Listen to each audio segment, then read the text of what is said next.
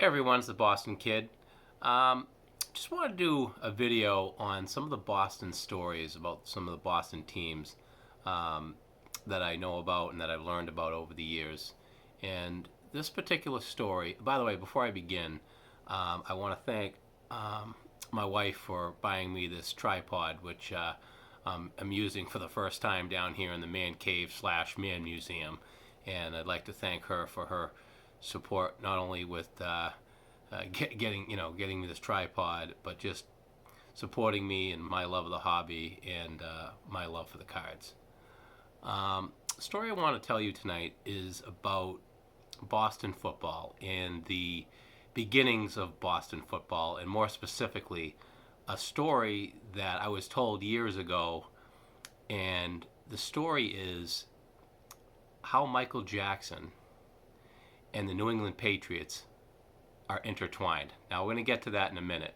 But I first wanted to start by explaining that the Boston Patriots, which later became the New England Patriots, were not the first NFL team in Boston. There were actually three other teams.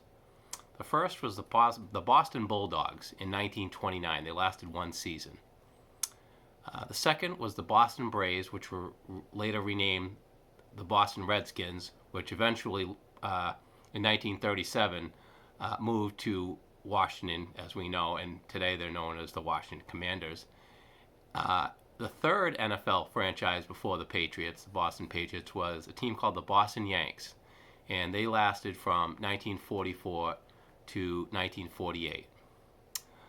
And the New England Patriots have been, or the Boston Patriots, I should say, started in 1960 to the present day. Now, the story I'm about to tell you, I've told many times to a number of different people that are interested in sports and cards, and this story is absolutely unbelievable. When I learned about this story, I had to look it up. I had to Google it because I had heard a little bit about this story, but wasn't sure about the details. So basically, this all starts in 1959. The AFL was awarding its eighth and last franchise to the Boston Patriots, to Billy Sullivan, for $25,000. And the Patriots at that time didn't have a home field. They played pretty much wherever. They would play at Fenway Park. They played at BU. They played at Harvard. They played anywhere they could. The AFL didn't have the big stadiums that the NFL had. I mean, there's a story of the Patriots playing a preseason game at my father's high school football field. Like I said, they would play just about anywhere that they could. But this story I'm about to tell you about how Michael Jackson and the Patriots are connected is pretty amazing. So the Patriots throughout the 60s were not a very, very good team, as people in New England know, and throughout the NFL know. And the team ended up merging with the NFL in 1970, as we all know. And throughout the years, the Patriots, like I said, had very, very limited success. In fact, from 1960, from its beginning, to 1994, they hosted one playoff game, one home playoff game, okay? And that was in 1978 against the Houston Oilers, which they lost. So in 34 years, they hosted one home playoff game. Pretty amazing. The team struggled. I mean, we went to the Super Bowl in '86, but we had a lot of lean years here. So just getting back real quick to the story about Michael Jackson and the Patriots. So the Sullivan family owned the team through the 60s, 70s, and into the 80s. And what ended up happening was the Sullivans made a lot of financial decisions that really didn't work out for them. And one of the financial decisions they made was they decided to financially back or support the Michael Jackson Victory Tour. It was the Jackson 5 getting back together. Long story short, the tour didn't do as well as they thought, and it was a financial disaster for them. And they owed millions and millions of dollars to creditors. And in order for them to get out of hock with these debts that they owed, they had two assets.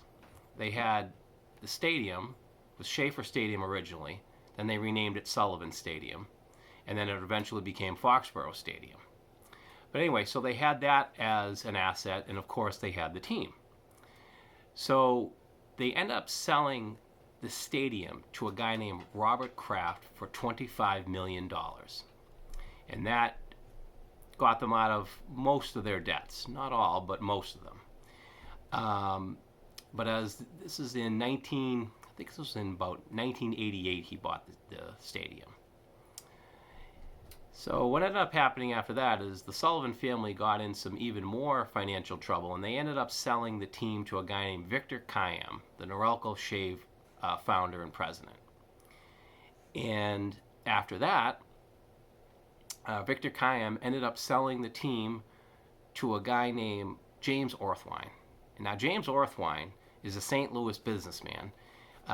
He wants to move the team to St. Louis. There's only one problem. And the problem is that he doesn't own the stadium.